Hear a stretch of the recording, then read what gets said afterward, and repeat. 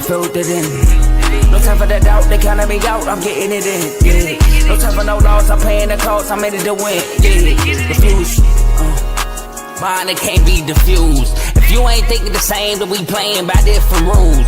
You can't see the vision, we living at different views. Until we complete the mission, keep getting up, never snooze. I walked a mile in my shoes, had the mind of a fool, chasing diamonds and jewels. Trust me, I was confused. Started minding my business and used my mind as a tool. Ended up finding my purpose and found the time to get to it. They told me I couldn't do it, they told me I couldn't make it. They sold it, could never break it. That's sadly mistaken. I need a piece of the pie, I want it so bad I can taste it. They told me like Toby, keep on running, toes they gon' take them. Used to lose, built to win, applied myself, I filled it in. No time for the doubt, they counted me out, I'm getting it in, yeah. No time for no loss, I pay for the cost, I'm winning to win, yeah. Refuse to lose, I'm built to win, applied myself, I filled it in. No time for the doubt, they counted me out, I'm getting it in, yeah. No time for no loss, I'm paying the cost, I'm in it to win, yeah. Refuse. What's up, everybody? Welcome back to another episode of BWT. I'm your host, Teddy, and today we got a special episode with two special guests backstage. But before we bring them on, I want to make sure that you guys are liking this video, commenting on it, sharing it with any baseball fans that you may know at any level, high school, college, and the pros. And also make sure you guys are subscribing to the channel so you do not miss another episode. Also want to make sure that you guys are subscribed to the rest of the shows on the network. We got plenty of shows that cover all types of sports. We got CTC, Call Talking College, goes over everything college football and college basketball related. RBO, Real Ballers Only, NBA show. NBA playoffs are going on, conference finals, so make sure you tune into that. We've got FFC, Fantasy Football with Coach Coombs. He is the fantasy guru of the network. Anything you need to know about fantasy, make sure you contact him. We've got Dave's Doghouse, where he gives you all the highlights and the lowlights. He goes live once a week. And then we have Unfazed with Joe and AJ. That is two of the top debaters in the Refuse to Lose community, going at it head to head every week on Tuesday at 9 p.m. Eastern Standard Time. And then we have In the Red Corner boxing show. That is with Ricky, Ty, and Tomo. Strictly boxing, no amateurs, no WWE, nothing like that. So make sure if you are a boxing fan, tune into that show. That's one of the hottest shows on the network. And of course, the main show, Refuse to Lose, that's with Joe, Tomo, and Dave. That is our sports center of the network. If you are looking to subscribe to those channels, the link is in the description down below. So make sure you guys tune in to have all of your sports need covered by the Refuse to Lose network on YouTube, right? So we've got two special guests. They're coming off of a great season at Lawrence Academy, and they ended up winning the ISL championship. I was lucky enough to be at that game, and it was a great environment. The fans were going crazy and all that. So before let's get started, we will bring on our first guest. Yo. What up? Oh, I got applause and everything. How we doing, man? What up, Teddy? How you doing? Doing good. Glad to be here. Another episode. It's gonna be a good one. Yep. Welcome back, man. Welcome back. And newcomer to BWT, you've got. What's up, Teddy? What's up, brother? How you doing? Good. How are you? Thank you for having us. Yep. Of course. Thanks for making time out and coming on here. Yeah, 100%. So, you guys were champs, right? Yep. How does it feel? How does it feel to say that you guys did it after the season ended the way that it ended last year?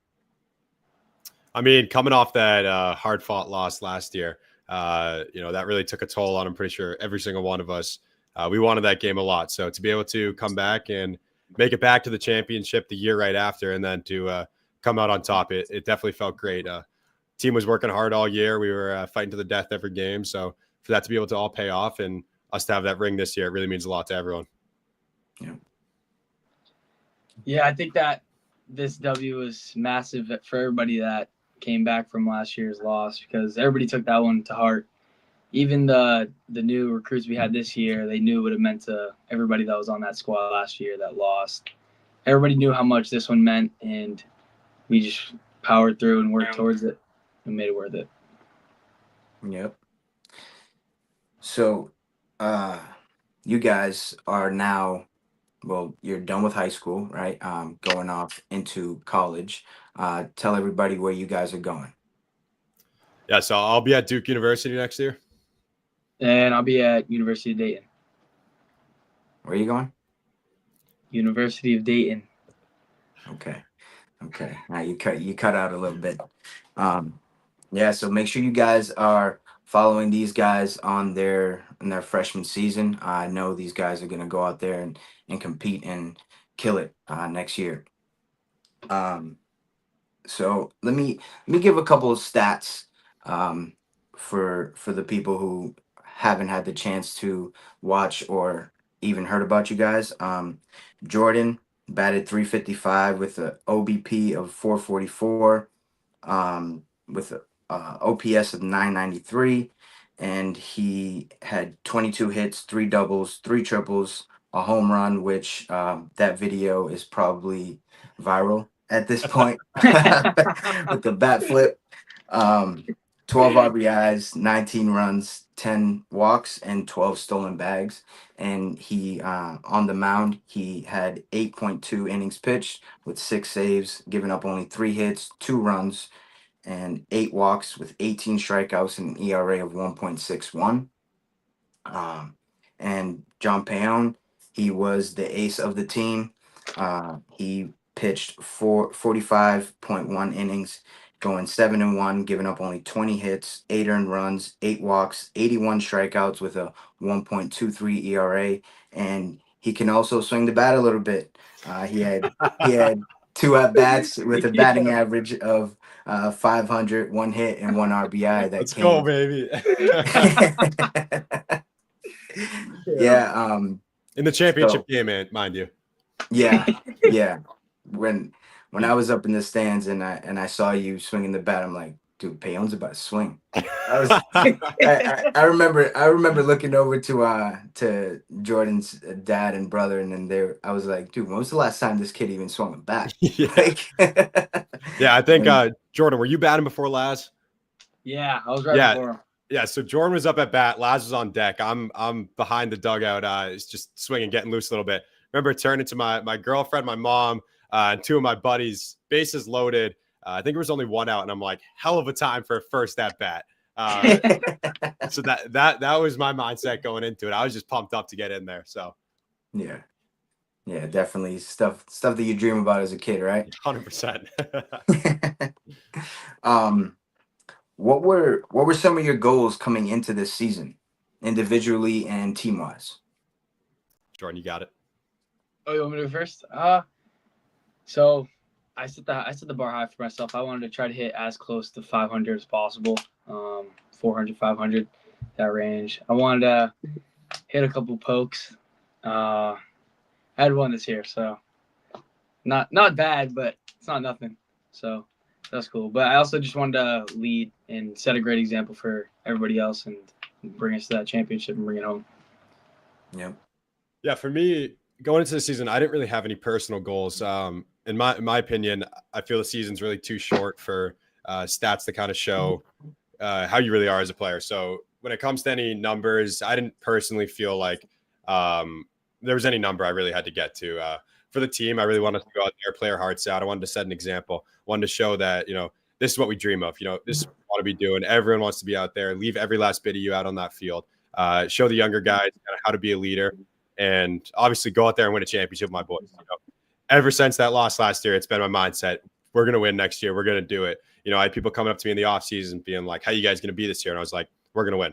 100%. No doubt about it. There was no doubt in my mind. Even going down, I mean, we went down first in every single one of those games. I think it was, 2-0, 2-0, 2-0 every game. Yeah. And we came back and we won every single time. And there was not a second where we were down where, I was doubting that we were going to lose any of those games. So when it comes to team goals, I knew we were going to win. And I just wanted to go out there, my boys, and really create a family. And we achieved that 100%.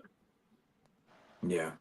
It's definitely a great feeling, man. I was lucky enough to win 2 in college, and I still got of course I got the rings, and I still got good relationships with all those guys. 100%. So you guys are attached for life with that one season that you guys had this year. Yeah, 100%. What was the turning point of the season? I'd say the turning point of the season was the Roxbury Latin loss. We took a beat in that game. What did we lose? 11-2, was it? Yeah. It was something crazy like that. Yeah. And after that game, we proceeded to win 8 straight. So that was the turning point of the season, in my opinion. And it was kind of the same thing last year. We got it handed to us against Roxbury Latin last year, and then I think we won every game, obviously up until the championship. So kind of every year it's been that Roxbury Latin game has been the turnaround and kind of our wake up call. I feel like at the beginning of the season, there was a lot of lollygagging. We thought we were a lot better there. Or the way I put it is we thought we were a lot better than we actually were. And I don't really know if that kind of encapsulates all of it. We were a really damn good team, but we just weren't playing like it. And I think Roxbury Latin was the wake up call for us to kind of realize, wow, if we don't come out here with everything and put everything on the field, we're going to get it handed to us every game. So that was our wake up call, and we turned it around from there. Yeah, I think he's completely right. I think that game was kind of the thing that it kind of like lit the fire under everybody and was kind of like it's crash or burn. And if we didn't win from there on out, it was kind of like that was it. So I think when we realized that we just needed to keep winning, and just like he was saying about we went down and came back every single game until the championship, like that shows a lot about like our team. Our team just had a lot of drive, and we just wanted to win. And we just weren't gonna like crash and lose. We're gonna lose. We're gonna go down easy. And when you look at our other losses that season, we lost to Nobles and we lost to Sebs. We finished 8-3.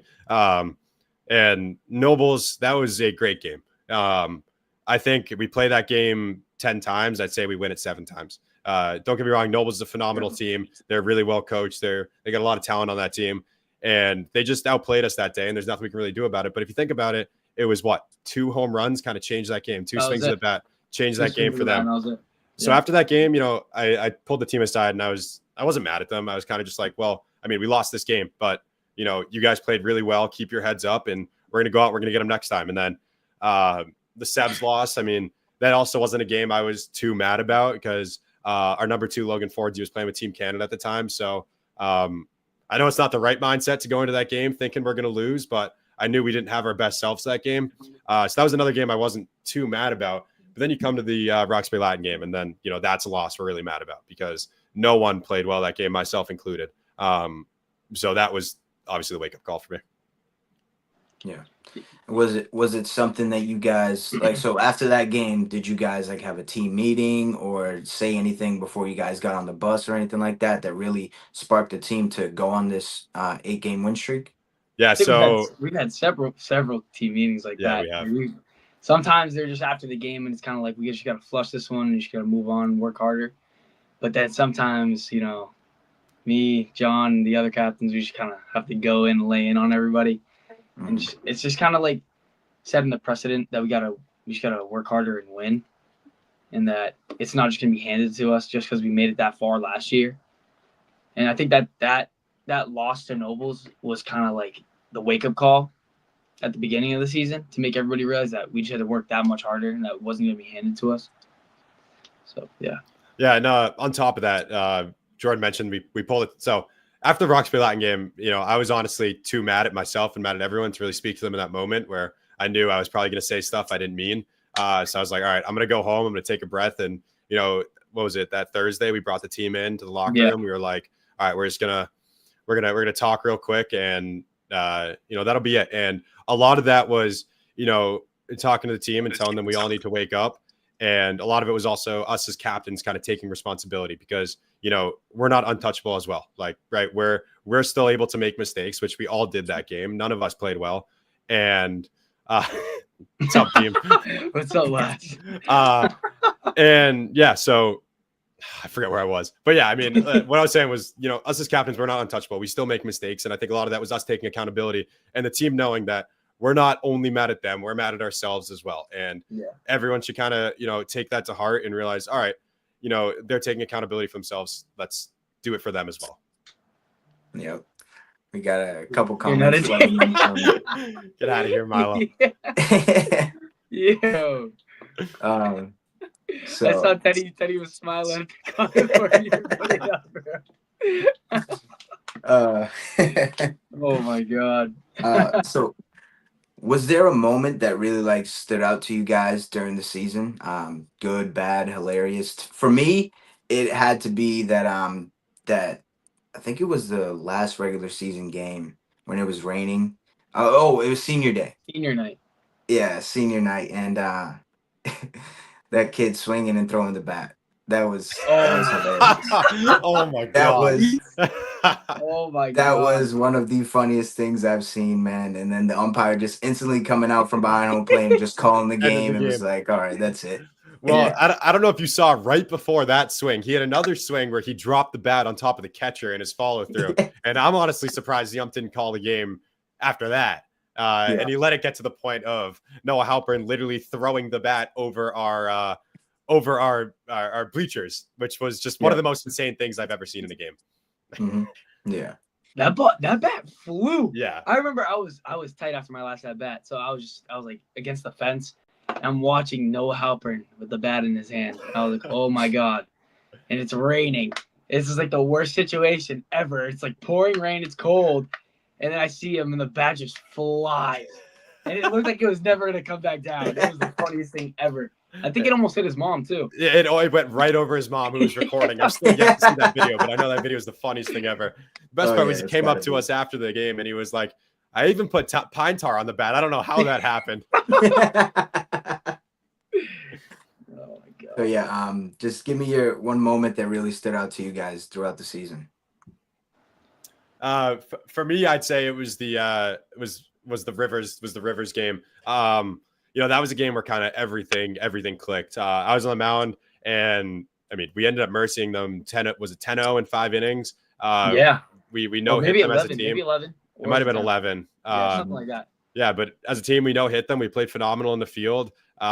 Swung the bats really well, and honestly, no offense, Jordan, and any of the other hitters, but I don't think we swung the bat that well this year. And after that Rivers game was really when we came out and showed that we can actually hit the baseball. And that gave me confidence in the team, knowing, I don't have to go out there and try and hold them to, 1 run every game. I can, I'm able to make mistakes and I can let them put the ball in play. And it was definitely a mental break for me as well, knowing that, we are capable of mercying teams. Yeah. Yeah. That was a good one. I'm going to be a little selfish. I think it was the home run. That home run, the first one, at, where was it, there? Yeah, right there. Yeah, there. Right before the game, me and Big D were talking, and we were like, damn, how has nobody hit a home run yet? Because the field, like, it was just looked perfect. Like, it looked like the most perfect field to hit it out of. And me and Big D were talking about how nobody's done it on our team this year. Then my first at bat, I forget what I did my first at bat. I think I hit off the wall, right center wall. I hit off the right center wall and made it to second base. I was like, damn, that was the one. Then I came back in. I think I might have struck out. Then, yeah, you did. Yeah.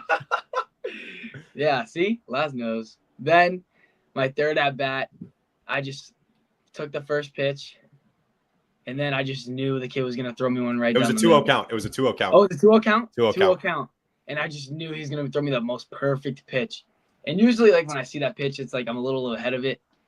Like, I'll get, like, I was like, hook. You know what I mean, Teddy? Like, when I hook it. Yeah. Like that. I do that. Yeah. This time, I just stayed back perfectly. Oh, my Lord. It was the best piece of hitting I think I've ever had.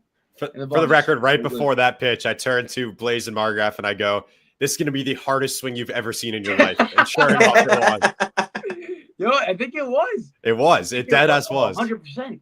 Yeah, no, and that ball just flew, and it was just great to celebrate with the boys. And then have, our team photographer, Lost and make a fire at it. That was one of the coolest edits I've ever seen. I think another moment like that was actually something Jordan did. It was in the Tabor game. Just the highest bat flip single I've ever seen in my life. Yeah. That ball was hit to the furthest part of the park, and he only got to first base. That was definitely funny. Oh yeah, yeah, it was. That was insane. When I saw the clip, I remember texting him. I was like, dude, what was that? Dude, it felt like the most. It might have just been just as good as the other. I thought it was gone. In his respect, I thought it was gone. Yeah. The student section was going, and it just felt way too perfect not to throw the bat to the moon. So, as you guys go into summer ball and prepare for the freshman year of college, what are some things that you guys are doing? Yeah, so I move into college June 28th, so I'm actually not playing summer ball this year because they have all freshman athletes at Duke take summer classes just to make sure they're ahead of their credits going into the season. But, I mean, as soon as I get to campus is when we start, team lifts and freshman practices where, we're kind of just all doing our individual work. We figure out what we need to get done. They hook us up to all these machines and figure out our weaknesses. And, I move in June 28th, right from June 29th to June 30th is when, we're in the weight room every single day and we're getting better. So that's what my summer is going to look like. Great season posting. He's going to do great. He's going to do great things. For me, I'm going to play with the Nashville Silver Knights. So looking forward to that. But while I'm not, playing games there, Jordan is the worst sport player I've ever seen. Stop lying. Yo, that's a lie. That's a lie. Who find out who that is. They're lying. Yeah. But no, I'm playing with the Silver Knights. That's going to be fun. But I'm just going to try to, continue to get bigger, faster, stronger. I second it. Nope. I support it. It's on the money. You got people coming at you. I'll take it. But yeah, just a big summer for development to get ready for the season. I'm moving in August, so once I head down to Ohio. Yeah, I think for both of us, it speaks for both of us. This is kind of it's all about having fun this summer. Making memories, and it's kind of our last summer before we really get into things. Before baseball pretty much becomes our job. And I think it's kind of just about going out, having fun, realizing it's still a game, and why we love the sport. 100%. Yeah, it's really important to remember that you are just playing a game, 100%. and you got to go out there and have fun, because if not, that's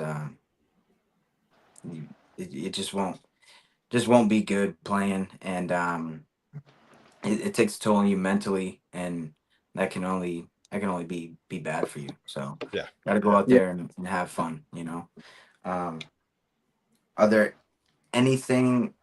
Is there anything that you guys would want to say to any young ball players that are trying to get to the level that you guys are at?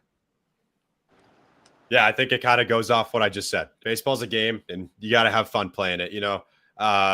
Growing up, there was never a moment in my life where I was thinking really, really about the future. I was kind of just in the moment, let's go. I just got out of school. I get to go play a Little League game with all my best friends. And it's really those memories and those times with your best friends where it's that's how you fall in love with the game. And if you don't love the game, you're not going to make it far in the game. So you got to go out, you got to have fun. You got to find the love for the game and stick with it. Yeah, 100%. I agree. Usually I'd probably say just keep working hard, but I feel it's a little too cliche. So I think that I want to say slumps happen. I'll go at it from that angle. Things slumps happen. You're going to have off days, off weeks. I can say firsthand, John can attest, I had probably one of the worst weeks ever. And I think I went what was it? I probably had one for, we'll say 12 at bats, something like that. And it was just so stressful. You struck out 9 times. No one's counting though. Probably. I would have put it back. Yeah, probably. But, it was just good for myself to be able to learn and understand that things like that happen, because for a good week after that, even I still felt like super down, and I felt like I was like the worst player ever. And then I just I made it a point to funny guy. I made it a point to like separate myself from baseball, like not make my whole personality the game. And I think that completely like shifted my mindset and really helped me understand that it is just a game and that stuff like this happens. It's not always going to be in your favor. And even when I was thinking that success, what's the next comment, Teddy? What is what is it? I'm not even gonna put it up. I'm not even gonna put it up. Yo. No, but slumps happen, and it's just how you come back from it that really shows who you are. And my comeback was that home run. I came back. I took that weekend off, I remember, and I was supposed to miss. I think I was supposed to miss the Thayer game. It was supposed to be on a Saturday. It got moved to Monday, and I came back, and then that was kind of like where the fire just came back. It was awesome. Yeah, and another thing to add on to that, baseball's a game of failure, right? You get a hit, like you get a hit 4 times or 4 out of 10 times every time you're going to the Hall of Fame. And baseball's a game of failure. You got to learn how to fail correctly. And that's really it. You got to learn how to accept yourself when you fail, because you're not going to be great 10 out of 10 times every single time. And especially like as a hitter, like hitting is the hardest thing to do in all of sports. And that, in my opinion, people can argue that, but I will die on that bridge. But yeah, it's not easy to go out there and know you're more than likely to fail. So getting over that mental bridge as you get higher up in the levels is definitely hard. Yeah. I definitely have to second that. Hitting is definitely the hardest thing to do in sports. I've said it multiple times. There's been people that say otherwise, but I've seen them swing a bat and it does not look good. So otherwise like what do people argue that's harder than that? I would say like probably playing cornerback in the NFL or being a quarterback. Tell them to get in the box. Exactly. Yeah. Right. True. Yeah, it's definitely the hardest thing to do in all of sports. Yeah. And I'll like John said, I'll die on that bridge. You guys have been some great guests. Do you guys have any last words for the people? Oh, you, Jordo. Nah, no, I don't have anything. Thank you for watching. Thank you for having me, Teddy. It was a pleasure, and I look forward to talking to you soon. Yeah, definitely. Thank you, Teddy, for having us. This was awesome. Yeah, I appreciate you guys coming on, making time for this tonight. You guys could have been anywhere, but you're here on BWT. And make sure, if you're watching, make sure you hit that sub button so you don't miss out on any other videos that I'll be posting throughout the season. And who knows, maybe we'll get more guests on here from any type of school. So appreciate you guys for tuning in. Peace.